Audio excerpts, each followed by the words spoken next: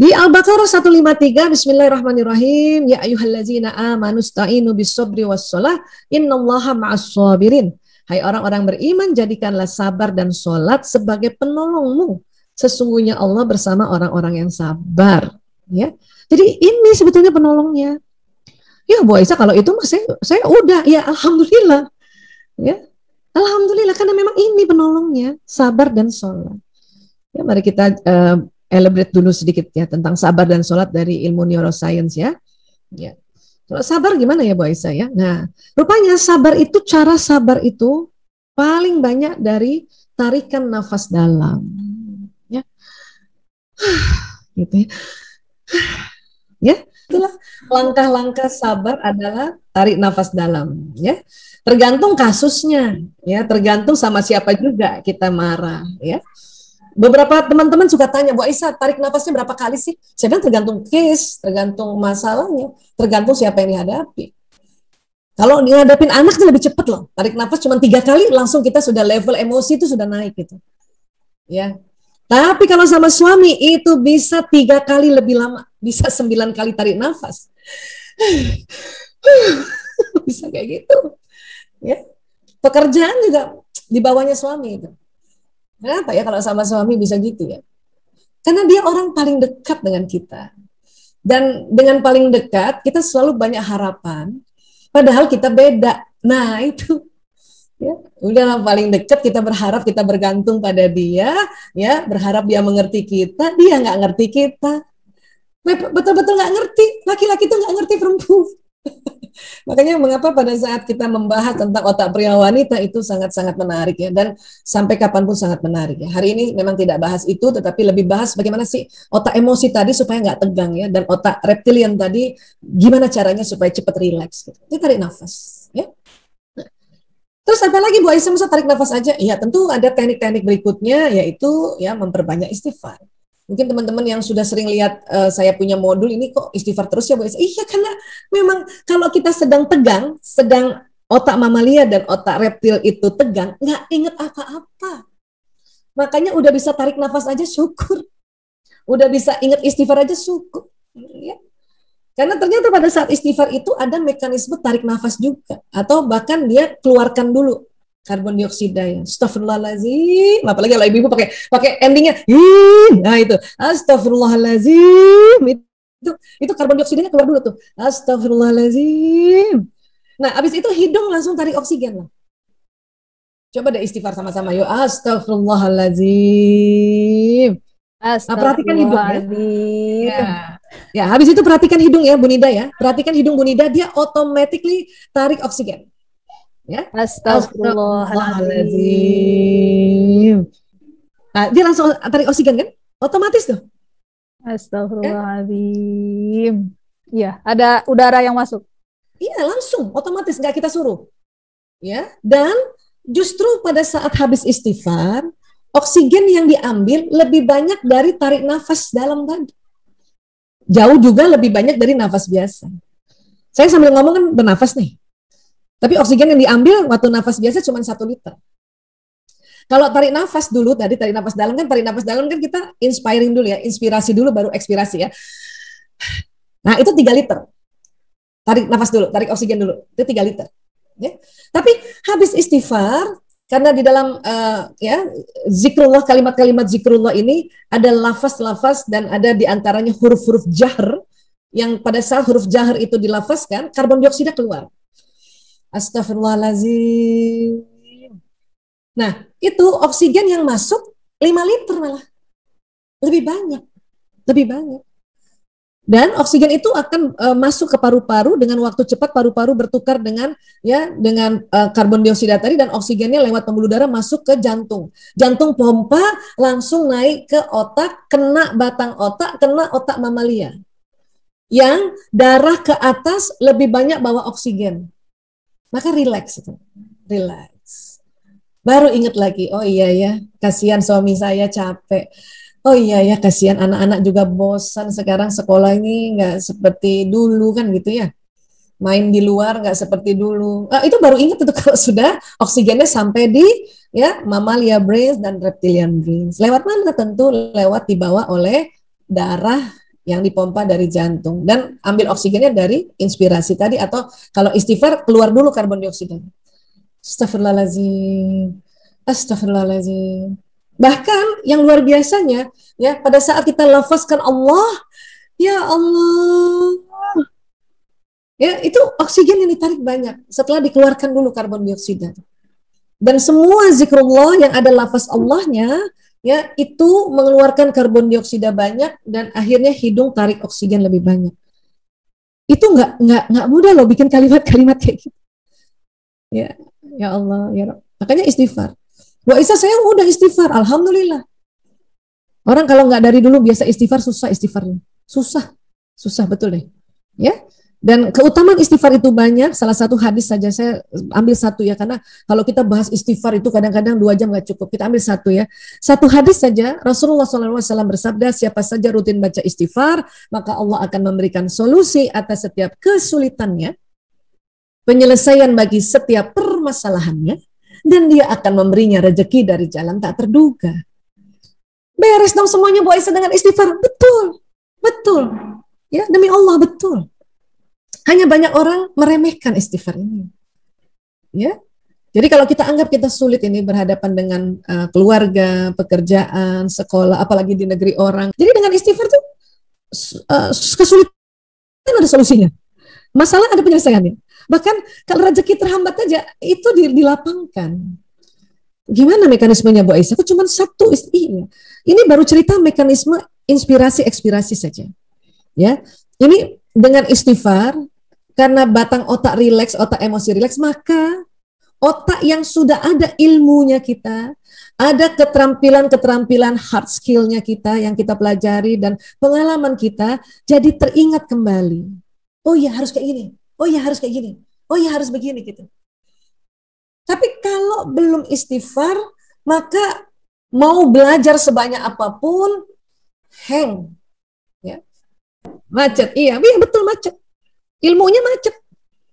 Ya, jangankan misalnya mau bikin kopi aja macet itu, cara bikin kopi nggak ngerti itu. Kalau kita lagi marah banget itu macet itu. Masa bikin kopi aja macet? Iya. Saya selama ini enggak, ya karena tanpa sadar kita istighfar. Astagfirullahaladzim. Terus tanpa sadar kita tarik nafas. Astagfirullahaladzim, ya Allah, astagfirullah. Makanya langsung bikin kopi, itu pun bikin kopinya gemeteran. Aduk kopinya itu sampai airnya tertumpah-tumpah karena saking ya sakit hati diomongin sama suami. Ya, itu udah nggak lembut, cuk. Udah kemana-mana itu. Ya, saking macetnya tadi itu. Ya, kita nggak rasa karena bersyukur sekali kita istighfarnya mendarah daging. Itu sangat bersyukur. Ya, jadi enak dong Bu Aisyah. Sebetulnya kita sudah punya, iya. Hanya perlu sedikit mengetahui cara kerja si otak ini sehingga waktu istighfarnya itu lebih luar biasa lagi, lebih bermakna lagi. Cuman mau tahu itu aja sebetulnya, ya. Nah, jadi salah satu gaya atau teknik sabar itu istighfar, perbanyak istighfar atau istirja. Innalillahi wa inna ilaihi rajiun. Atau tahlil la ilaha illallah. Ya. Nah, kita kalau habis tahlil tuh la ilaha illallah, itu oksigen tarik. Makanya pelan-pelan. Istighfar pelan-pelan, tahlil pelan-pelan. Ya, pelan-pelan. Kalau digabung astagfirullahaladzim, nah itu nggak sempat tarik nafas itu. Karena digabung. Astagfirullahaladzim, nggak sempat tarik nafas. Ya. Satu-satu astagfirullahaladzim. Biar dia tarik nafas dulu. Astagfirullahaladzim. La ilaha illallah. Innalillahi wa inna ilaihi rajiun. Wah, kita kalau melafazkan lafaz itu tiba-tiba air mata keluar. Nggak apa-apa. Air mata itu adalah mekanisme alami Allah berikan kepada manusia untuk merilis emosinya. Karena banyak orang bilang, jangan nangis. Itu yang keliru. Nangislah. Ya, nangislah. Selama masih bisa nangis. Karena ada satu waktu nggak bisa nangis kita. Kering air mata itu. Makanya banyak orang bilang, sudah kering air mata ini. Ya, karena melarang dirinya nangis mungkin selama ini, makanya kering air mata. Air mata juga, ngapain, rugi orang ini nggak mau nangis, ngapain saya munculkan air mata kan gitu. Bahkan air mata bukan keluar pada saat kita sedang di lawamah saja, bisa keluar di amarah, bahkan waktu di nafsu mutmainnah dia bisa keluar. Ya, nah itu. Nah sekarang, sholat kok bisa jadi penolong ya? untuk sebuah ya kondisi ya, khususnya emosi. Karena pada saat kita bersujud ini, posisi jantung lebih tinggi dari otak. Maka darah yang mengalir ke ini arteri jugularis dulu nih ya, terus ke arteri-arteri yang tipis-tipis itu ya, itu banyak ya, itu banyak. Sehingga bagian otak yang kalau sedang posisi berdiri nggak bisa ada darahnya, ini kena, terutama yang di depan nih. Otak lobus frontalis, prefrontal cortex ini nih, yang di lobus frontalis yang di depan di belakang dahi ini, yang tadi kita belajar bahwa di sini tempat ilmu, itu kalau kita posisinya berdiri jarang kena aliran darah. Ya, misalnya kita ambil lihat ini ya, misalnya nih, nanti kita lihat ya. Nah, jarang kena aliran darah. Makanya dia butuh posisi sujud. Orang banyak belajar ilmu, kemudian banyak seminar, tapi jarang bersujud. Atau kalau bersujud pun tidak tumak ninah, maka itu ilmu hanya jadi ilmu saja. Nggak barokah ilmunya. Kenapa? Karena dia tidak dialiri darah yang membawa nutrisi, nutrien, dan oksigen. Dia cuma tahu doang. Nggak ngerti-ngerti. Ya, nggak paham-paham, nggak sadar-sadar. Karena jarang dialirkan darah. Ya. Makanya teman-teman kita yang agamanya Nasrani, ya Katolik, Hindu, Buddha, mereka mencari cara untuk sujud kan? Kalau kita di ibadah khusus kita udah dikasih sujud. Mereka mencari cara, maka muncullah ada olahraga-olahraga seperti yoga yang mencari cara untuk sujud gitu. Tai Chi juga ada cara untuk sujud. Tapi kita ya umat Islam ini ya ibadah khususnya saja itu ada sujud. Dan ini Allahu Akbar ya. Ya. Jadi kata Nabi dalam hadis riwayat Muslim nomor 482 dari Abu Hurairah, ya, aqrabu ma yakunul abdu min rabbih wa huwa sajidun fa aktsiru du'a, ya. Yang paling dekat antara seorang hamba dengan Rabb-nya adalah ketika ia sujud, maka perbanyaklah doa ketika itu, ya. Ada yang mengatakan doanya nggak boleh dilafazkan, ya, dibatinkan saja apapun itu. Tapi kata Nabi ini riwayatnya ya hadisnya sahih. Kita suruh perbanyak doa ketika itu. Ya, atau doa pada saat sujud itu kan doa yang luar biasa. Ya. Sebutlah secara tumak nina. Sambil juga darah masuk ke lobus prefrontal cortex ini. Gitu. Oke? Ini nolong banget. Sangat menolong. Ini baru bicara dari pembuluh darah ya. Belum lagi kita bicara hal yang lain. Karena banyak sekali sholat ini dikupas dari berbagai macam sudut. Itu banyak banget ya Allah. Ya. Tapi ini baru dari pembuluh darah aja. Ya. Posisi sujud adalah langkah yang optimal untuk mengalirkan darah dan oksigen ke otak. Ya. Serta posisi ini adalah teknik paling baik untuk membongkar sumbatan pembuluh darah jantung. Ya. Pembuluh darah halus di otak prefrontal cortex mendapat aliran darah. Ya, ini penelitiannya nggak jauh-jauh ada di Indonesia ya. Nah, salah satunya dari Dr. Isti Suharyanti, dokter spesialis saraf di Rumah Sakit Dr. Sutomo Surabaya. Ya. Sholat bukan hanya berpahala, tetapi dapat juga mencerdaskan otak dan hindari kepikunan. Kita kalau udah umur-umur kayak gini, yang paling kita takutin ini 50 tahun ke atas nih. Ya kayak saya, ya, teman-teman saya. Sudah 50 tahun atas, ini kan yang kita suka khawatirkan itu kepikunan ya. Nah, makanya waktu sholat tuh kita mulai dengan sadar, ya sujudnya betul-betul sujud yang tepat, ya kening kenakan di sajadah, kening, hidung, ya kemudian kedua telapak tangan, kedua lutut dan kedua ujung jari kaki. Nah itu yang posisinya, ya. Nah ini tadi ya, ini tempat prefrontal cortex ini kalau posisi berdiri itu jarang sekali kena darah. Padahal di situ otaknya ilmu di prefrontal ini. Ya, kita dapat ilmu, oke, masuk di sini. Tapi kalau kurang dialirkan darah yang membawa nutrisi dan oksigen, itu makanya ilmunya susah diakses untuk berikut-berikutnya. Ya. Itulah makanya pada saat sujud itu kena di sini. Itu di sini dia. Karena di sini memang halus. Ya. Tapi memang uniknya di prefrontal juga itu, ya tidak mesti setiap hari harus kena darah. Ya memang hanya sesekali, namun harus teratur gitu, teratur, ya. Nah ini, Bu Aisyah kalau kita mens, kita nggak boleh sujud, kenapa ya? Karena pada saat kita mens, ada pembuluh darah di bagian rahim kita itu yang sedang terkelupas, dan itu harus keluar gitu ya, itu harus keluar. Maka lebih banyak posisinya ya kalau nggak duduk, berdiri atau rebahan. Dan ya pada saat pembuluh darah itu terkelupas, itu posisi sujud kayak gini, itu tidak diperkenankan darah yang dari lapisan rahim itu naik ke otak. Gitu. Makanya kita juga harus jaga-jaga pada saat kita mens itu, ada beberapa kondisi yang bikin kita galau tak menentu. Satu, hormonal. Orang lagi mens atau 2 hari mau mens itu estrogen, progesteron sangat minim. Sedangkan estrogen sama progesteron ini adalah hormon ratu dan hormon permaisuri dan hormon princess, itu yang bikin kita happy. Maka teman-teman kalau, kok aku udah istighfar tapi kok masih kesel ya? Siapa tahu mau mens. Kalau sudah mens malah lebih jelas, oh iya aku mens, makanya kesel nih saya gitu ya.